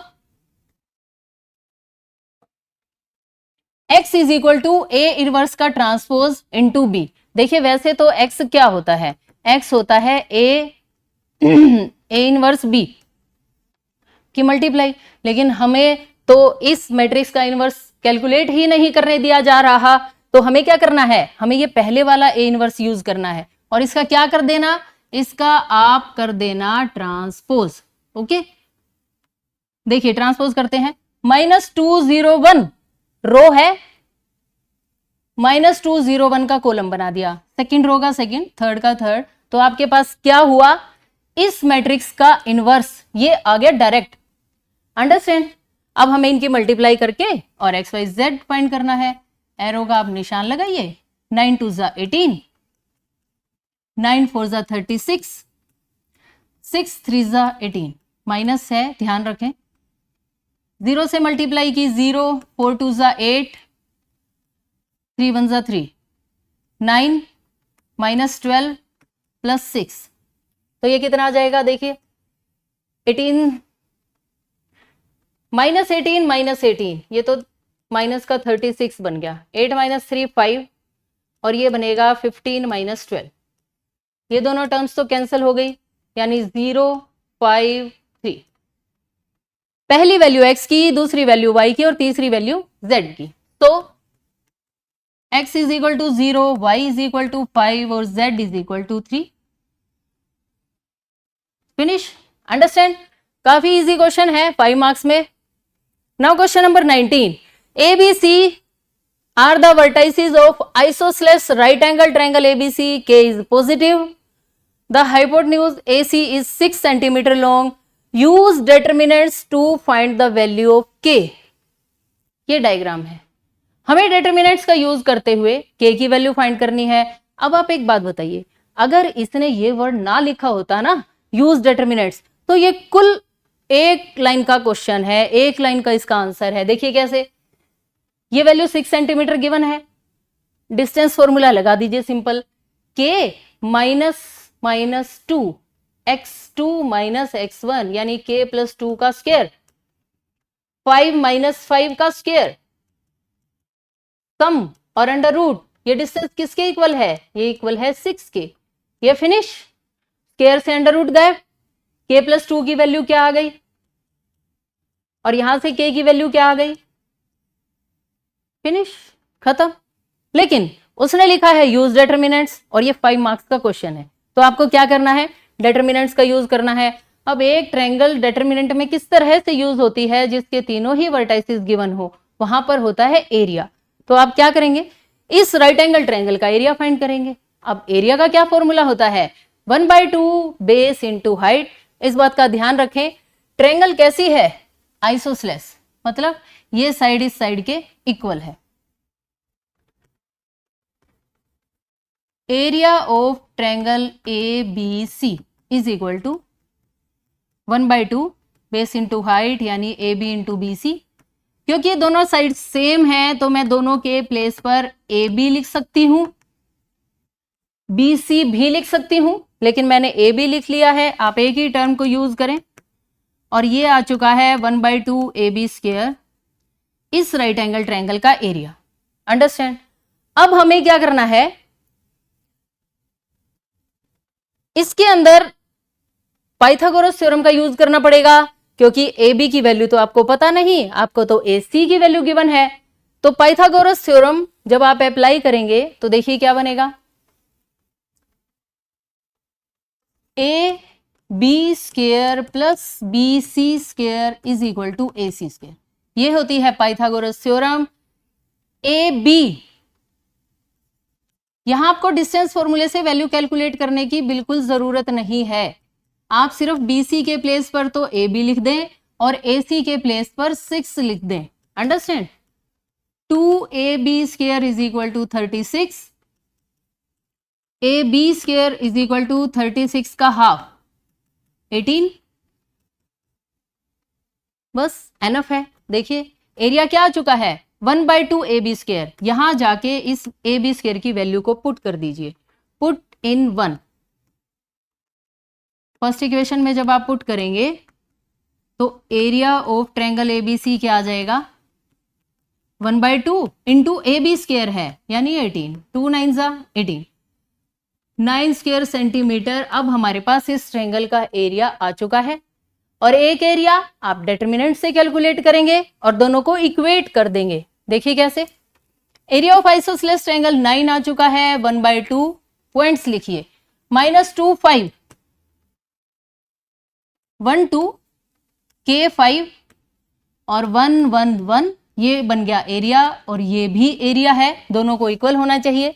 डिवाइड वाले नंबर्स उस तरफ जाकर मल्टीप्लाई में चेंज हो जाएंगे और 9 2 जा क्या बन जाएगा? 18। और इस डिटरमिनेंट को हम सिंप्लीफाई कर लेते हैं, -2 2 -5 then -5 1 -K plus 1 5 -2K, this is equal to 18। ये 2 मैंने गायब कर दिया, यहां से मल्टीप्लाई में चला गया। नाउ 2 - 5 की वैल्यू -3 और ये बन गया +6, -5 + 5K plus 5 -2K is equal to 18। 5 से 5 कट, 5 - 2 की वैल्यू 3K, प्लस का 6 दूसरी तरफ जाकर माइनस में चेंज हो जाएगा। यहां से 3K की वैल्यू 12 आ जाएगी। This implies K is equal to 12/3 यानी 3 4 जा 12 और 5 मार्क्स का क्वेश्चन फिनिश। K की वैल्यू 4 आ गई, यही हमें फाइंड करना था। ओके, नाउ इस क्वेश्चन की चॉइस में हमारे पास नेक्स्ट क्वेश्चन है। फंक्शन गिवन है, वो इंटरवल्स बताने हैं जिसमें ये फंक्शन इंक्रीजिंग और डिक्रीजिंग हो। सबसे पहले फर्स्ट डेरिवेटिव कैलकुलेट करना है। कैसे कैलकुलेट करेंगे? देखिए, f' is equal to 4 3 12/10 x cube minus 4 3 12/5 x square minus 6x plus 36/5, 2 6 12, 2 5 10, 5 ले लेंगे LCM, 6x cube minus 12x square minus 30x plus 36, अब न्यूमरेटर में से 6 को कॉमन लिखेंगे, x cube minus 2x² minus 5x plus 6। Okay, अब हमारे पास ये क्यूबिक पोलिनोमियल आ गई। पहले हमें इसके रूट्स फाइंड करने हैं, उसके बाद आप डेरिवेटिव को 0 के इक्वल लिखेंगे। चलिए रूट्स फाइंड करते हैं। हिट एंड ट्रायल मेथड से x के प्लेस पर आपको लिखना है 1, 6 + 1 7 माइनस 7 0। अगर ये 0 है तो x = 1 इसकी 0 है और x - 1 is the factor of px। जब हमारे पास एक फैक्टर आ जाता है, अदर फैक्टर्स फाइंड करने के लिए हम डिवाइड करेंगे x - 1 से इस पोलिनोमियल को।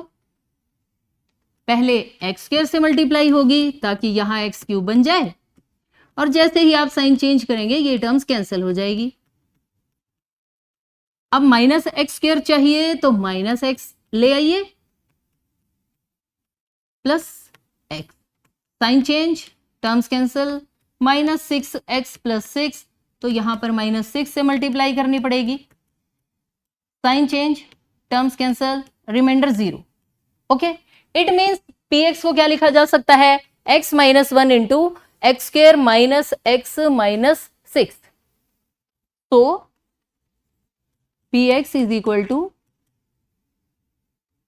चलिए f' को ही लिख देते हैं। तो f' x = 6/5 × x - 1 x² minus x minus 6। Okay, चलिए ऐसे दो नंबर्स फाइंड करेंगे जिनकी मल्टीप्लाई -6 आती हो और ऐड या सब्ट्रैक्ट करने से माइनस का 1, 3 × 2 = 6 होता है। 3 के आगे आप लगा लीजिए माइनस और 2 के आगे लग जाएगा प्लस।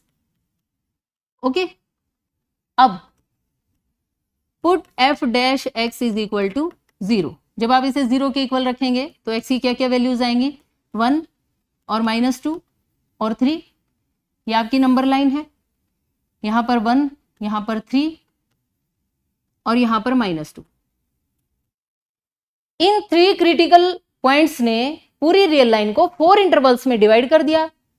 अब हमें इन इंटरवल्स में चेक करना है कि किस इंटरवल में फंक्शन इंक्रीजिंग है और किस में डिक्रीजिंग। फर्स्ट इंटरवल देखिए ये वाला, -∞ से -2। x जो है -∞ से -2 के बीच में है। मान लीजिए यहां पर -3 है, उस -3 को मैंने डेरिवेटिव में पुट किया, तो डेरिवेटिव का आपको सिर्फ साइन चेक करना है, क्या आएगा। अगर आपने x के प्लेस पर -3 पुट किया तो ये वैल्यू नेगेटिव, आपको सिर्फ साइन लिखना है। -3 लिखा नेगेटिव, -3 लिखा ये वैल्यू भी नेगेटिव, कुल मिला के आंसर आएगा नेगेटिव, यानी f' < 0। तो function is decreasing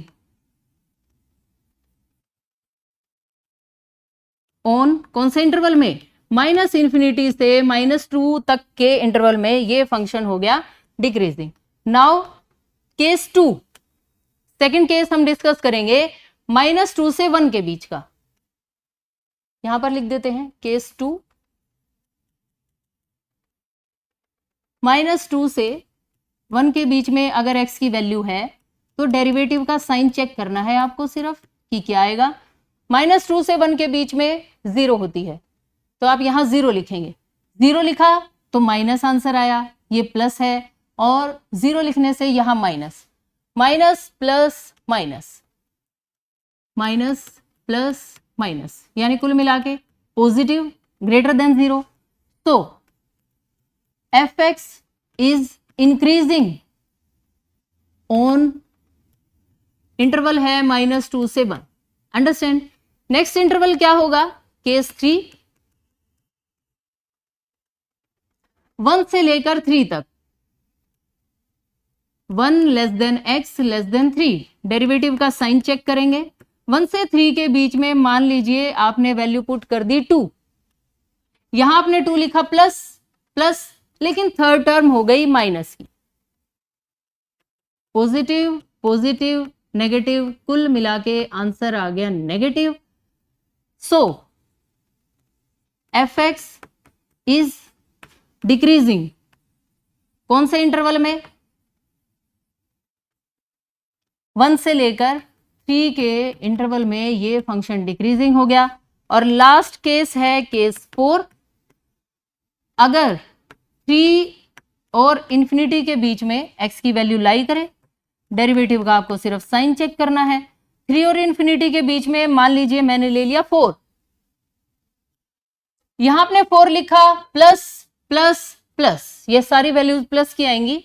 it means positive, positive और पॉजिटिव, सारा आंसर पॉजिटिव। और लास्ट लाइन आप क्या लिखेंगे? तो एफ एक्स इज इंक्रीजिंग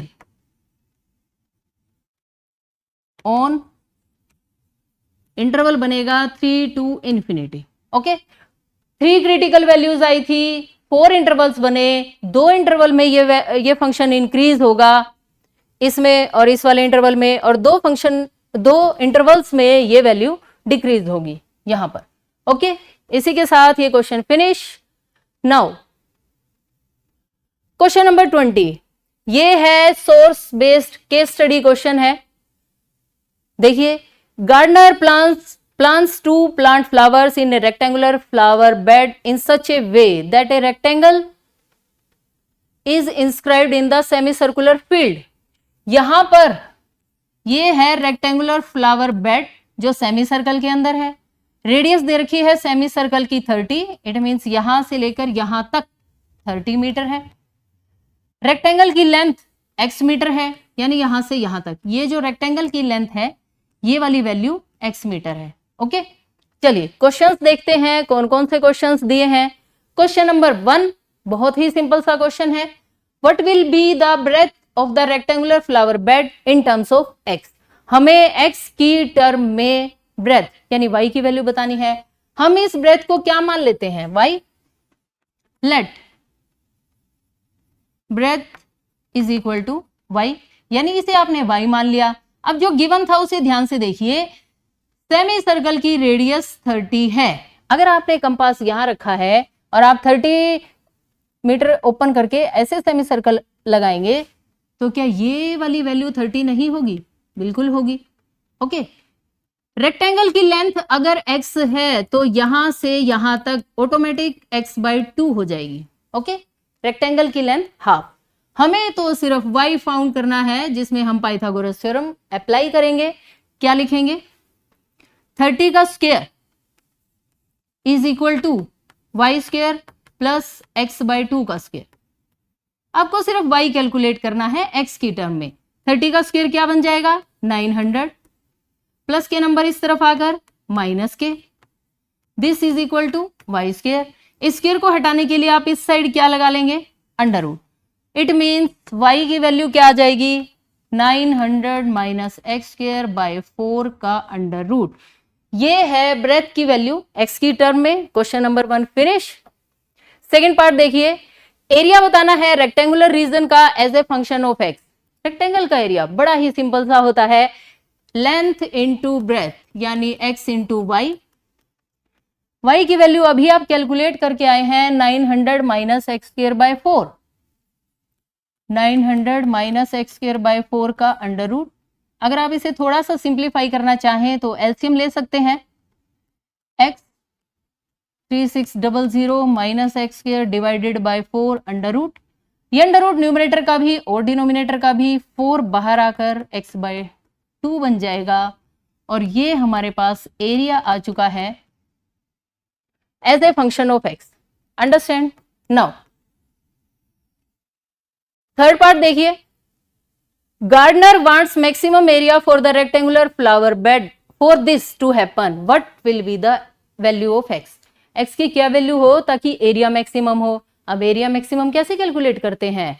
आप एरिया का डेरिवेटिव करेंगे फर्स्ट, फिर उसे 0 के इक्वल रखेंगे, x की वैल्यू आएगी, सेकेंड डेरिवेटिव कैलकुलेट करेंगे। उस सेकेंड डेरिवेटिव में जाकर आप उस x को पुट करेंगे, उसके साइन से पता चलेगा कि एरिया मैक्सिमम होगा या मिनिमम। चलिए देखते हैं। सबसे पहले हमें फाइंड करना है एरिया। यहीं से स्टार्ट कर देते हैं, थर्ड पार्ट यहीं से स्टार्ट हो गया क्योंकि आपको एरिया का डेरिवेटिव करना है। अब हमने देखा कि एरिया में है स्क्वायर रूट और स्क्वायर रूट का डेरिवेटिव थोड़ा सा मुश्किल होता है इन कंपैरिजन ऑफ डायरेक्ट। तो हम क्या करें, यहां से पहले हम अंडर रूट को हटाएंगे। कैसे? पहले तो आप 2 को ले आइए, 2a is equal to x, ये टर्म है as it is. Now squaring both sides, ये बन गया 4a square is equal to x का स्क्वायर आ जाएगा और इसका स्क्वायर रूट हट जाएगा। अंडरस्टैंड? अब आप इस एक्स स्क्वायर को कर दीजिए मल्टीप्लाई।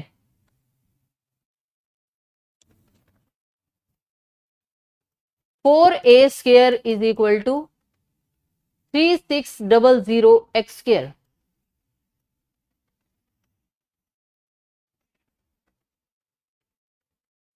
चलिए नेक्स्ट पेज पर ही करते हैं काम। 4a square is equal to x square की मल्टीप्लाई करनी है, यहां एक्स की 4 हो जाएगा, यहां एक्स स्क्वायर लिखा जाएगा 3600 x square minus x raise to power 4। अब हम डेरिवेटिव बड़े आराम से कर सकते हैं, लेकिन अब एक दिक्कत आ गई, यहां 4 स्क्वायर है। कोई बात नहीं, आप इसको अपनी तरफ से मान लीजिए z और अब कैलकुलेट कीजिए dz बाई dx।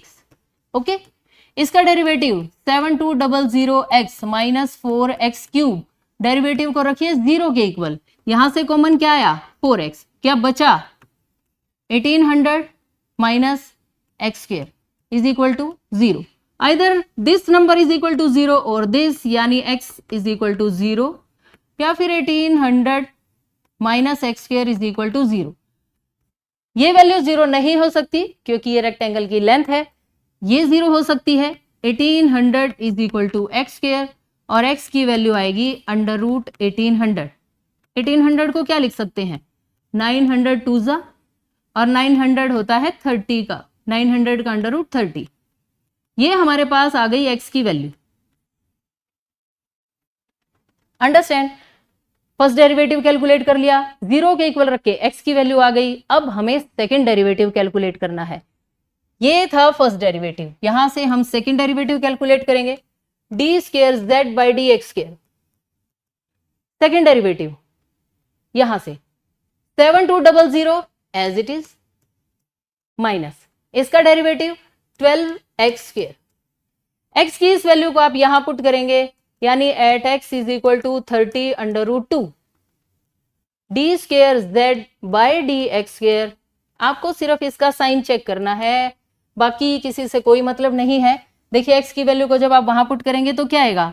7200 तो है ही, माइनस का 12, एक्स स्क्वायर की क्या वैल्यू है यहां से रख दीजिए 1800। 12 और 1800 की आप मल्टीप्लाई कर लीजिए, 21600, और अब इन्हें सब्ट्रैक्ट कर लीजिए, -14400। वैल्यू सिर्फ आपको साइन चेक करना है, साइन आया है नेगेटिव, यानी सेकंड डेरिवेटिव आ गया नेगेटिव। नेगेटिव आ गया, इट मींस अगर सेकंड डेरिवेटिव लेस देन 0 है तो एरिया हो जाएगा मैक्सिमम। तो आप क्या लिखेंगे? So area will be maximum कहां पर? At x is equal to 30 under root 2 metre पर। बस दैट्स इट। अंडरस्टैंड? यही तो कहा था, what will be the value of x, ताकि एरिया मैक्सिमम हो जाए। हाँ जी बिल्कुल, ये आ गया आंसर। फोर्थ पार्ट में देखिए, what will be the area of remaining field after having the flower bed of maximum area. Flower bed का एरिया मैक्सिमम, जो बचा हुआ पार्ट है हमें उसका एरिया बताना है। देखिए ये डायग्राम है और हमें इस रिमेनिंग फील्ड का एरिया बताना है। कैसे बता पाएंगे? आप सेमी सर्कल के एरिया में से रेक्टेंगल के एरिया को माइनस कर दीजिए। अब रेक्टेंगल का एरिया कहां से आएगा? देखिए सेकंड पार्ट में आपने कैलकुलेट किया है, ये है एरिया। x की वैल्यू हमारी आ चुकी है मैक्सिमम एरिया के लिए 30 अंडर रूट 2। तो x की वैल्यू को हम यहां रखेंगे तो हमारे पास रेक्टेंगल का एरिया आ जाएगा। ओके,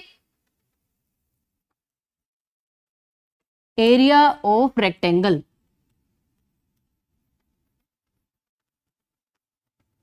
हमारे पास ये सेकंड पार्ट का जो आंसर है ये बड़े ही काम का है। 4 को आप बाहर लिखेंगे, x बाई 2, 36 हाँ ये फर्स्ट इक्वेशन ये है, आप इसमें पुट कर दीजिए, आपके पास एरिया आ जाएगा x बाई 2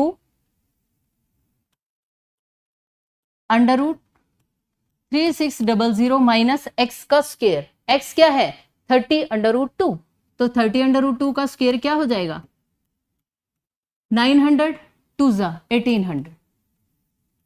ओके, और यहां भी हम x की वैल्यू लिख ही ले, या वहां पर आप पहले ये इक्वेशन लिख लें, x square at x is equal to 30√2, value put कर लेते हैं x के प्लेस पर,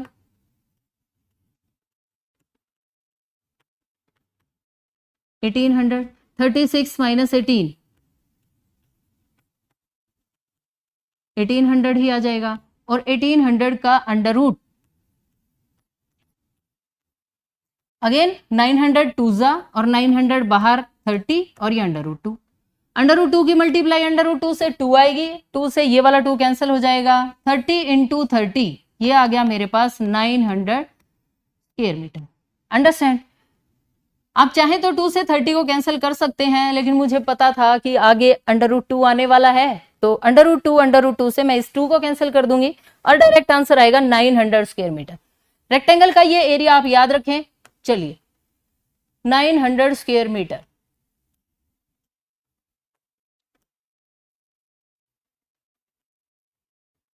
स्क्वायर मीटर यहां लिख लेते हैं हम साइड में। 900 हमारा आंसर आ चुका है,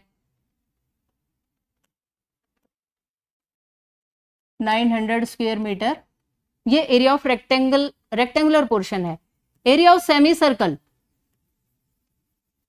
एरिया ऑफ सेमी सर्कल क्या होगा 1/2 pi r square. Complete circle का area pi r square, semi circle का 1/2 पाई आर स्क्वायर। रेडियस तो आपको पता ही है 30 का स्क्वायर 900, यानी 902 बाई पाई स्क्वायर मीटर, ये हमारे पास सेमी सर्कल का एरिया आ गया। Now area of remaining field, area of remaining field के लिए आप क्या करेंगे, area of semi circle minus area of rectangle, दोनों को सब्ट्रैक्ट कर देंगे। हाँ जी बताइए, अब सेमी सर्कल का area 900/2 pi minus area of rectangle 900, अभी कैलकुलेट किया था, 900 कॉमन, पाई/2 -1, आप 2 को एलसीएम लिखेंगे तो पाई -2 आ जाएगा, 2 से ये टर्म कैंसिल हो जाएगी, 450। So answer will be 450 into pi -2 square metre. Understand? ये आ गया area of remaining field. Okay, और इसी के साथ ये क्वेश्चन फिनिश, ये पेपर फिनिश। सभी स्टूडेंट्स को ये सभी क्वेश्चंस बहुत अच्छे से तैयार करने हैं, क्योंकि ये सारे बोर्ड के फाइनल एग्जाम में से ही क्वेश्चंस बना रखे हैं। Thanks for watching, bye bye. और वीडियो को शेयर करना, चैनल को सब्सक्राइब करना। Okay, take care.